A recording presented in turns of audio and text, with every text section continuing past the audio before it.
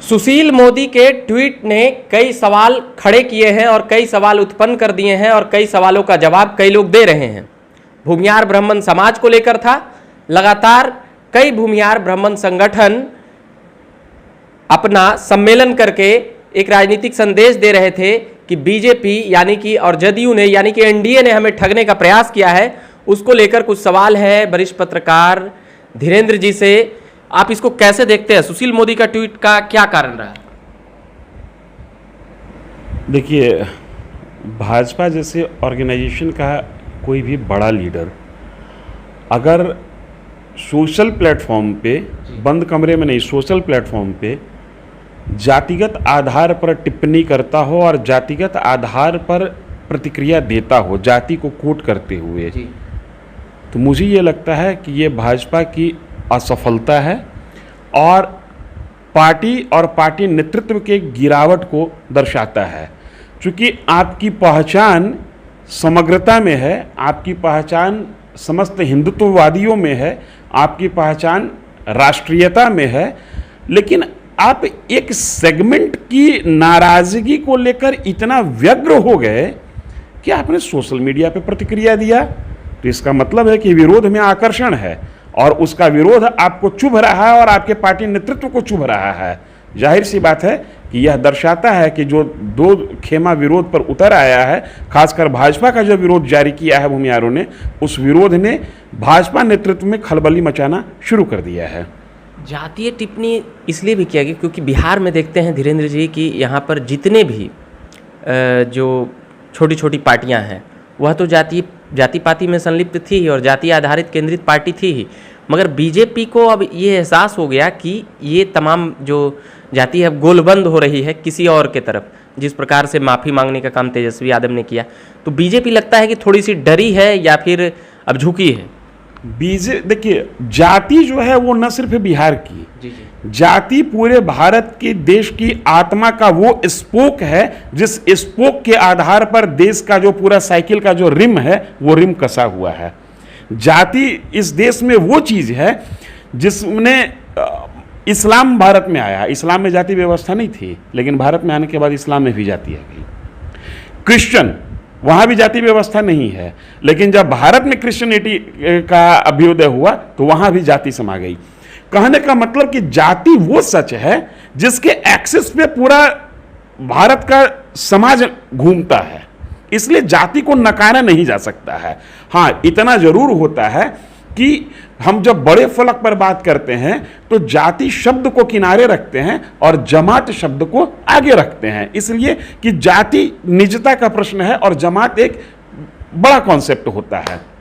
लेकिन इन तमाम चीज के अलावा अगर जो किसी जाति के सम्मेलन मात्र से या किसी जाति के रोष मात्र से पॉलिटिकल लीडरशिप में खलबली आ जाए तो उस लीडरशिप को इस बात का एहसास होना चाहिए कि ये रोष हुआ क्यों। आखिर ये कौन सा फैक्टर है जो भूमिहारों को बीजेपी से या एनडीए से दूर करने पर व्याकुल किए हुए है? क्यों बीजेपी में भूमिहार अपना शेयर खोज रहे हैं? इसलिए खोज रहे हैं कि जिस समय बीजेपी का बिहार में कोई नामलेवा नहीं था, उस समय इस जाति के नेतृत्वकर्ता ने ही बीजेपी को शहर से निकालकर गांव में एस्टेब्लिश किया। हमको आज बीजेपी से गलती हुई है सीधे तौर पर सुशील मोदी ने जैसे ट्वीट में भी कहा है कि जो भी कमियां या जो भी नाराजगी है वह दूर की जाएगी, या जो भी गलतियां। अगर गलती नहीं होती तो नाराजगी कैसे होती? अगर कोई नाराज है, हम आपसे नाराज हैं, तो जाहिर सी बात है कि आपकी जो पॉलिसी है वो पॉलिसी मुझे सूट नहीं कर रहा है। यानी कि ये गलती सुशील मोदी की तरफ से नहीं थी जिस प्रकार से वह कही गई। ये गलती भाजपा ने जब सत्ता में, एक्चुअली होता 14-15 के बाद आई। होता क्या है कि जैसे ही आप पावर में आ जाते हैं या जैसे ही एक पोजीशन पर आते हैं तो आप चाहते हैं कि मेरा और फैलाव हो। ये सोच गलत नहीं है, फैलाव होना चाहिए, लेकिन फैलाव ऐसा हो कि जो मेरे साथ था वो छूटे नहीं और नए लोग हमसे जुड़ जाएं। लेकिन सोशल इंजीनियरिंग के नाम पर सुशील मोदी के दौर से लेकर भूपेंद्र यादव के दौर तक जिस तरीके का एक्सपेरिमेंट बिहार बीजेपी ने किया या बीजेपी ने बिहार में किया, उसका परिणाम यह हुआ कि बीजेपी के दो मूल कोर वोटर भूमिहार और ब्राह्मण, ये इनसे धीरे धीरे धीरे धीरे धीरे धीरे नाराज होते चले गए। 2019 में इनकी नाराजगी पहली बार खुल के आई, जिसमें बीजेपी के कुछ एमएलसी थे जो इन्होंने पार्टी के प्लेटफॉर्म पर खुल के कहा कि हमारी जाति के साथ अन्याय हो रहा है, हमारी जाति का शेयर कम किया जा रहा है। 2020 में भी इनका शेयर कम किया गया, उबाल और ज्यादा हुआ, और अब उबाल का परिणाम ये निकल के आ रहा है कि लोग तैयारी कर रहे हैं कि माने जो जैसा उसको वैसा ट्रीट किया जाए। आपने हमारे साथ जो ट्रीट किया है वैसा ही इस समाज के लोग, इन दो जातियों के लोग, इन दो जाति के नेता भाजपा और जेडीयू के साथ ट्रीटमेंट करना चाहते हैं। वजह यह है, इनकी मौलिक सोच ये है, इनकी समझ ये बनती है कि कैलाशपति मिश्रा और कृष्ण वल्लभ नारायण, जिनको बबुआ जी कहा जाता है, ये दो संघ से जो आते थे, जो इन दो व्यक्तियों ने बिहार में न सिर्फ भाजपा को बल्कि आरएसएस को भी अपने खून पसीना से सींचा है। हमको आज भी वो दौर मुझे याद है, 1990 के आसपास का वक्त रहा था। कांग्रेस बिहार में विरोधी पार्टी हो गई थी, भाजपा तीसरे नंबर की पार्टी थी। एक बार इनके कुछ लोग टूट भी गए थे, लालू प्रसाद यादव के साथ चले गए थे। अन्य दल के लोग भाजपाइयों को देखकर हंसते थे, कहते थे कि ये क्यों उछल कूद करते हैं सड़क पर, इनको कभी पावर में आना है। लेकिन it was the experiment done by Kailashpati Mishra. उन्होंने जो सोशल इंजीनियरिंग की, उस सोशल इंजीनियरिंग का परिणाम था कि 1995 के चुनाव के बाद बिहार में कांग्रेस हाशिए पर चली गई और भाजपा यहां पर मुख्य विरोधी दल या एंटी लालू फोर्स की सबसे बड़ी ताकत के रूप में बनकर आई। अदरवाइज फायदा नीतीश को आगे चल के मिला, जिसका फायदा नीतीश कुमार को आगे चलकर मिला, या ये कहिए कि जिसका फायदा एनडीए को मिला, किसी व्यक्ति विशेष को नहीं, पूरे संगठन को मिला। नहीं तो भाजपा को इस बात को समझना होगा या समझना चाहिए, क्योंकि हम लोग तो पॉलिटिकल एनालिसिस में रहते हैं, हर घटनाओं को अतीत और भविष्य से जोड़कर देखते हैं।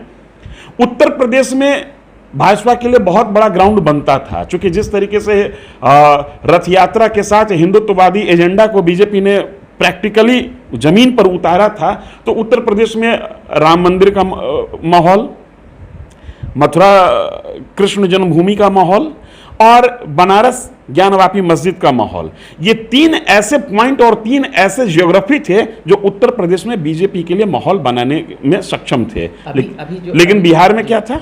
यहाँ बीजेपी का बात है धीरेन्द्र जी कि अब क्या हिंदूवादी चेहरा छोड़कर बीजेपी भी अब जैसे आरजेडी, एलजेपी, जदयू या और भी छोटी छोटी पार्टियां जो जाति की बात करती है, तो क्या बीजेपी भी यही काम पे अब संलिप्त हो गई है या हो गई? मैं वहीं पर आ रहा हूँ।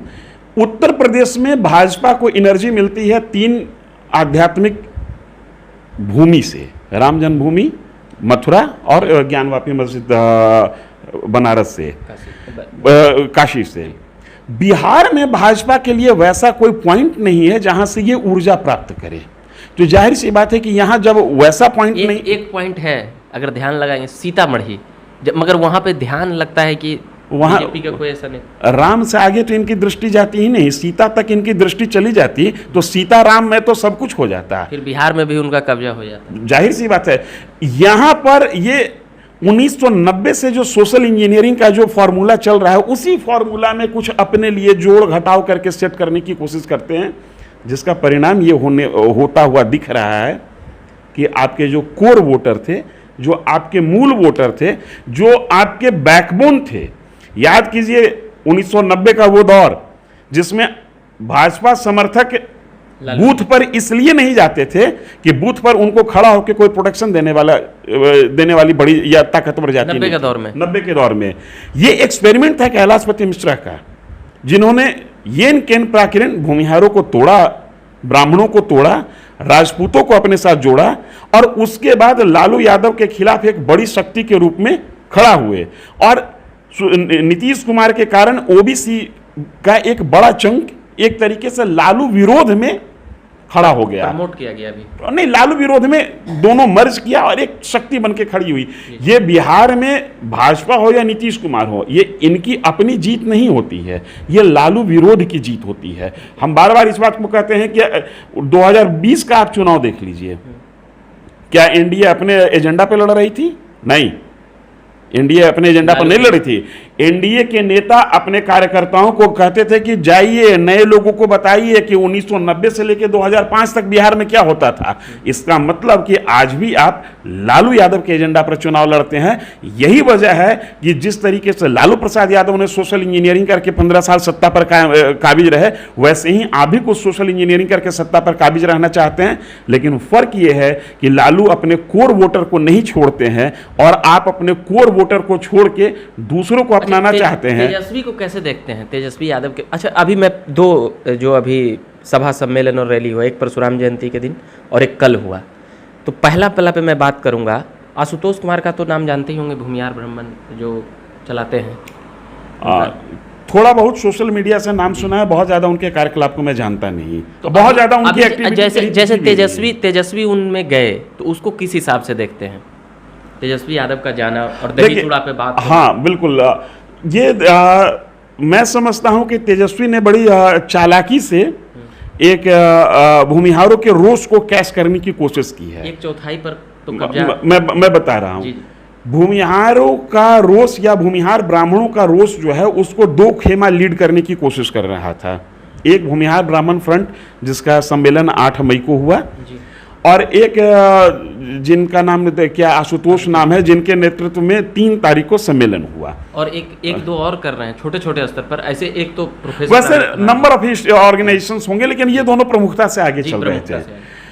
जो 8 मई को जो रैली हुई, जो सभा हुई, जो मीटिंग हुई, उसमें बड़े मूर्धन्य मुरेठा बांध नेता ज्यादा थे। जो एक तरीके से पूर्व मंत्री, थके हुए नेता, हारे हुए नेता, या कहिए मंजे हुए नेता, ठीक है।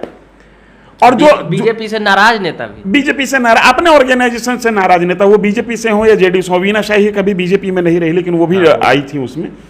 और आशुतोष का जो कार्यक्रम था, जो परशुराम जयंती के दिन हुआ, उसमें कोई भी जो मंच पर बैठा हुआ नेता वीना शाही को छोड़ दिया जाए, क्योंकि वो आमंत्रित सदस्य थी, वो शायद उसके ग्रुप के मेंबर नहीं है, उस ऑर्गेनाइजेशन के मेंबर नहीं है, उसमें कोई भी मंजा हुआ नेता नहीं था। तेजस्वी की समझ यहाँ पर, मुझे तेजस्वी के पॉलिटिकल स्मार्टनेस की झलक यहाँ पे मिलती है। अगर तेजस्वी मंजे हुए नेताओं के साथ जाते तो मंजा हुआ नेता अपने जाल में फंसाएगा और अपने हिसाब से हैंडल करने की कोशिश करेगा। तेजस्वी ने बड़ी चालाकी से उस ग्रुप को छोड़ दिया। वैसे ग्रुप को तेजस्वी ने अपने साथ लेने की कोशिश की जिसके पास कोई पॉलिटिकल लीगेसी नहीं है और बहुत ज्यादा कोई पॉलिटिकल विजन नहीं है। अब वहां पर क्या है कि तेजस्वी को उस ग्रुप को हैंडल करने में आसानी होगी। यहां पर क्या होता है, सीधा कहिए तो ज्यादा पैरपूजी नहीं करना पड़ेगा, ज्यादा पैरपूजी नहीं करना पड़ेगा, ये लटकल भी रहे।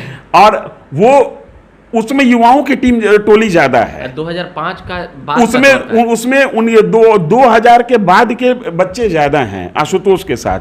तो जाहिर सी बात है कि युवाओं की शक्ति उसको मिलेगी, एक ऐसा नेतृत्व मिलेगा जिसका कोई पॉलिटिकल लीगेसी नहीं है, जो पॉलिटिकली मंजा हुआ नहीं माना जाता है। तो तेजस्वी और लालू प्रसाद यादव उसको आसानी से हैंडल कर लेंगे।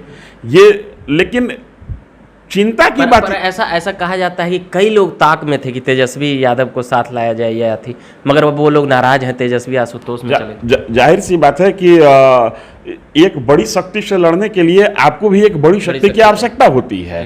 वो बड़ी शक्ति आज आशुतोष के साथ चले गए। तेजस्वी यहाँ पर कई लोग इसलिए भी एनडीए के खिलाफ सबसे बड़ी ताकत कौन है? तेजस्वी है।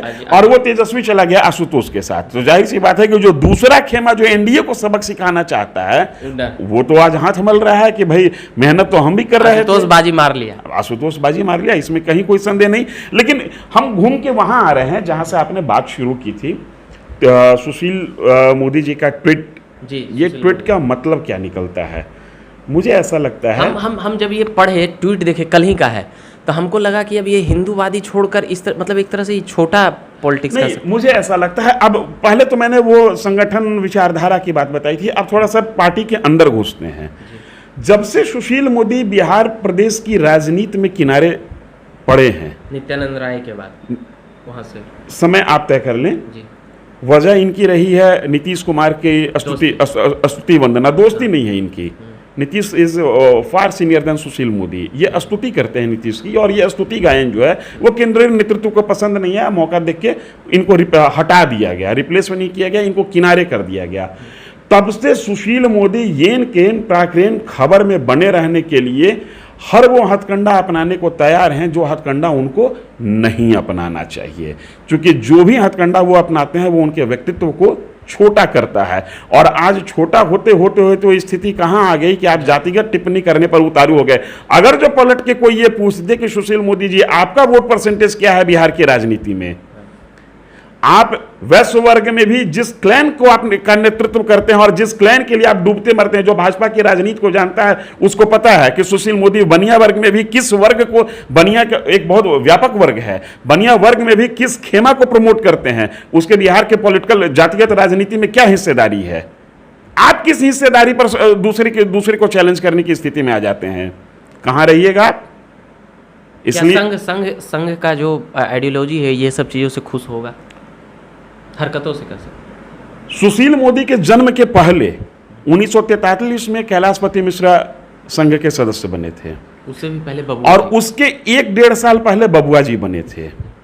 तो संघ की आइडियोलॉजी को जितना कैलाशपति मिश्रा और बबुआ जी के विरासत वाले लोग समझते हैं, उसका दशांश भी सुशील मोदी की समझ नहीं है। आप ये भूमियारों की तरफ से बोल नहीं, मैं भूमियारों की तरफ से नहीं बोल रहा हूं, मैं सुशील मोदी के पूरे पॉलिटिकल स्ट्रेटजी को 1995 से सुशील मोदी का उदय हुआ और उस समय से ये किस पॉलिटिकल लाइन पे चल रहे हैं उसको जानते हुए, अगर ये संघ के आइडियोलॉजी पर चलने वाले व्यक्ति होते तो ये नीतीश स्तुति नहीं करते। संघ ने तो नरेंद्र मोदी को प्रमोट कर दिया था, लेकिन फिर भी आप नीतीश स्तुति में लगे रहे।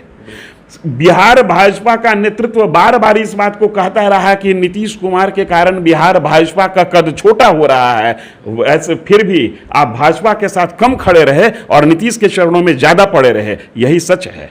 चलिए अगले भाग में हम और भी कुछ बातें करेंगे। फिलहाल इस बात में थी सुशील मोदी के ट्वीट को लेकर कि क्या बीजेपी अब इतना मतलब कि हिंदुत्व का चेहरे पर बात करते करते जाति पर बात करने लगेगी, इसलिए थोड़ा आश्चर्य हुआ। और भी तमाम जो हमने बातें की, कई भूमियार संगठन अपने अपने ढंग और तरीकों से राजनीति करने का प्रयास कर रहे हैं और भी पार्टियों के ऊपर दबाव बनाने का भी प्रयास कर रहे हैं। धीरेन्द्र जी अभी तमाम बातें कर रहे थे, वरिष्ठ पत्रकार हैं, मैं धन्यवाद कहूँगा, तमाम बातों इन्होंने साफ किया। मैं झकास भारत से रविकांत कश्यप, धन्यवाद।